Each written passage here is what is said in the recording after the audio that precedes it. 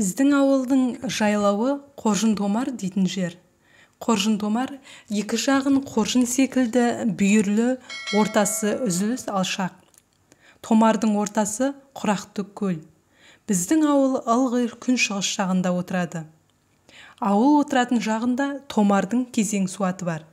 Бала шаға күн ұзаққа сол суатқа түсіп, ішіміздегі бойшаңдарымыз орталықтағы құраққа да барады. Ең жаңа көшіп келген әзірде құрақтың ішінде ескі қамыс саңылтырларды судың бетіне жинап үйіп, шағала жұмыртқа салады.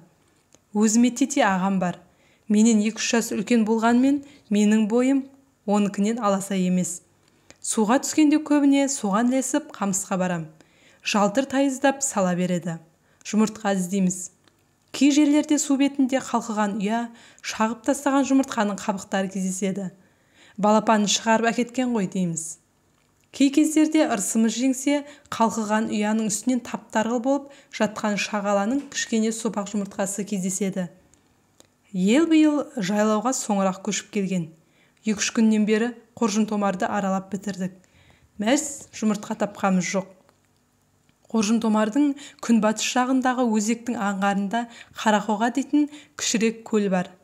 Қарақоғаның суы тайыз, қоғасының арасы түйенің өркешінде бұйраланып жатқан томар. Сол томарларға шүрегей үйректер жұмыртқа салады. Басқа үйректерде кенже салатын болғандықтан, шүрегейдің жұмыртқасы ел жайлауға қанша кешігіп келсе де уыз болады. Талай аралап алғанымыз бар. Томардың қуысына салып, бетін шөппен бүркеп кетеді екен. Қарақоға көз ұшында көрінгенмен, біздің ауылдан 2-3 шақырым шамасы бар. Оған барған адам кешсіз келе алмайды. Бұрын қолбыз кезде кілең бала қосылып, салып ұрып жүруші едік. Менің тәуге оқыған жылым ғой. Молданың қандайының жақсы, қандайының жаман екенін мен қайдан білейін? Менен басқа бұрыннан мектеп көрген балалар өзара өте қатаң молда деп сөз қылсады. Мен әжемнің кенжесімін. Кенжесі болғандығымнан шығар деймін, бөтен балаларынан гөрі мені еркелеткен секілденетін еді.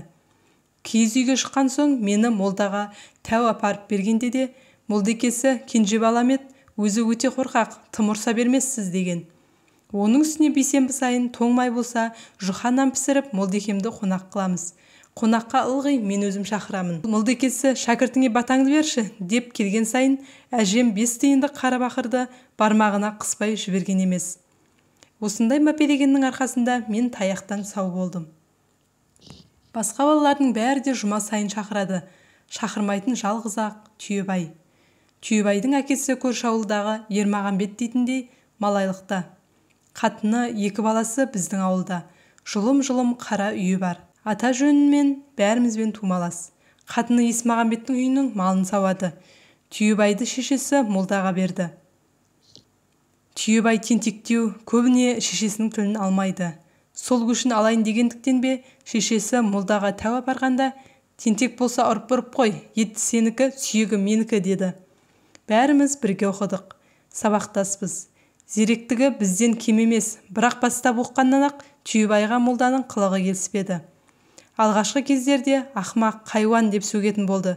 Жүре-жүре құлағын бұрайтынды шығарды. Бір қатар оққан 20 шақты баланың ішінде Түйебайдан бұрын таяқ жегені болмады. Кешкілік сабақ жаттатады. У-шу болып ауылды басымызға көтереміз. Екінді әлетінде биені ағытып жатқан шамада тыңдатады. Алдымен кезек Түйебайға келеді. Мүдірме айтып шығып кетсе амал жоқ, әйтпегенде қамшымен сыдырып салады. Бірақ Түйебайдың бір қасиеті, қанша таяқ жесе де көп жыламайды, мұхап жасымайды. Жайлауда ел арасы жиі. Бір белестің астында апам ауылы бар. Бір күні әжем екеуміз сонда барып қонып, ертеңіне келдік. Кешірек келсек, сабаққа бармайтын едім. Екіндіден жоғары болған соң әжем, сабағыңа бар деді. Бір күн болса да мойным босап, босаңсып қалған екем. Имандығымды қолыма ұстап, еріне басып келе жатыр едім. Артымнан біреудің даусы естілді. Қарасам, Түйебай екен. Сабаққа барасың ба? Деді, жаныма ентігіп жүгіріп келіп. Әжем бүгін науқастанып қалып, бұзау кетіп қалған екен, соны жаңа зорға тауып әкелдім деді. Кешігіп қалған баланы молданың ұратын әдеті. Мен қорықпаймын, әжем кеше сұрап алған. Түйебайдың сылтауы шамалы, сондықтан оның таяқ жейтініне менің де өзінің де көзі жетеді. Бетіне қарап, молда сені ұрады ғой дедім. Үндемеді. Келе жатырмыз. Анадайдан балалардың шуылдап бір басылған әндер естілді. Адамның беттегісі келмейді, бірақ амал жоқ. Мен алдында, Түйебай кейін сәлем беріп кіріп келдік. Молдабай тізерлеп, тізесінің үстіне кітап қойып, қауырсын қаламмен бірдемені жазып отыр екен. Көзін сүзе қарап, Түйебайға қадала қалды. Ашуланғанда ортасын қырқып тастағандықтан делдиіп тұрған мұртының жебесі тікірейіп қозғала беретін. Бұл жолда солай болды. Кітабын сандықтың үстіне қойып, неге шықтың, деді.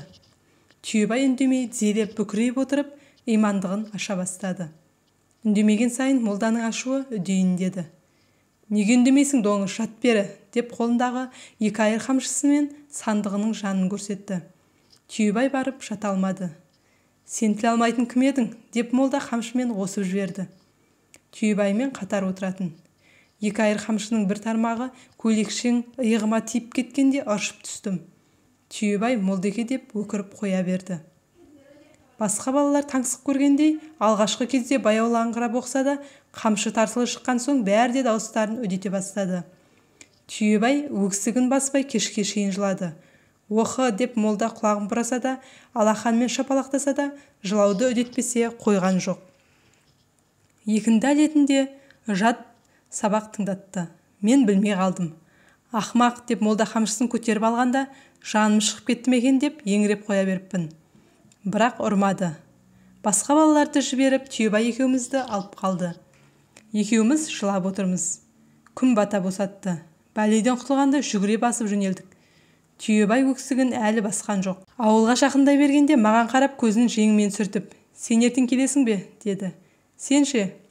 Келмеймін, деді. Шоқынып кетсем де енді молданың атын көре алман деп өкіріп қоя берді. Аяп кеттім, менің де көзіме жас келді. Түйебай содан молданың бетін көрмеді. 15 күн елде бос жүргеннен кейін әкесі келіп, оқымайтын болсаң мен сені қойдың соңына салайын деп апарып біреуге жалдағандығы естілді.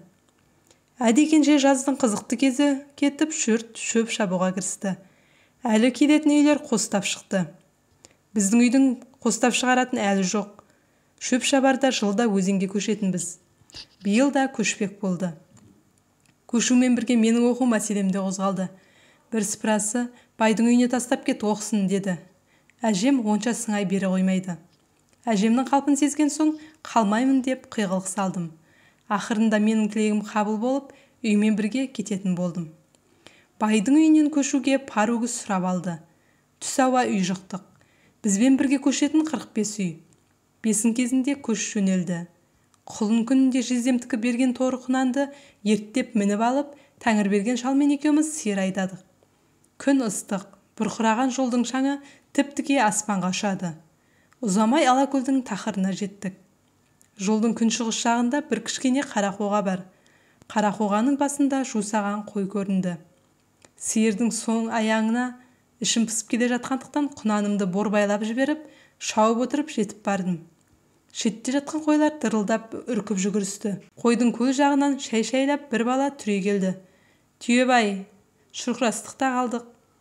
Өзі жаяу, жалаң аяқ, ерні кезерген, тілінген, үстінде шоқпыт-шоқпыт қима шапанның жұрнағы бар. Елді, балаларды сұрады. Менің жаныма келіп, құнанымды мақтады. Әлденеге қызығып, телміріп қарады. Көз қарасында сен бақыттысың ғой, деген сөз бар еді. Жазды күні молдадан таяқ жеп, күн бата екеуміз қайтқанда, Түйебай маған осы көз қараспен қарап еді. Онда да сен бақыттысың ғой, деген сөзді аузымен айтпаса да көз қарасы еріксіз білдірерлік еді. Мен көп тұрдым. Көш ұзап кетті. Мардымды еш нәрсе сөйлесе алмадық. Бірақ бірімізді біріміз қиып кете алмайтын секілденіп тұрдық. Мен, қойды неге ат мініп бақпайсың, дедім.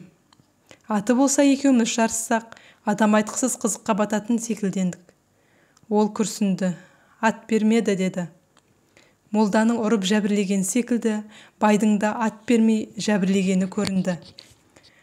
Бірақ шоқынып кетсем де молданың алдын көрмеймін деп айтқаны секілді, аштан өлсем де байдың қойын бақпаймын деп, сол сағатында Түйебай айта алмады. Оны айтатын өзінде құдірет жоқ секілденді. Мен жүріп кеттім. Көз ұшындағы белеске шығып артыма қарасам, көлдің қабағына қарай өрген қойының артында екі көзі менде түйебай әлі қараумен тұр екен.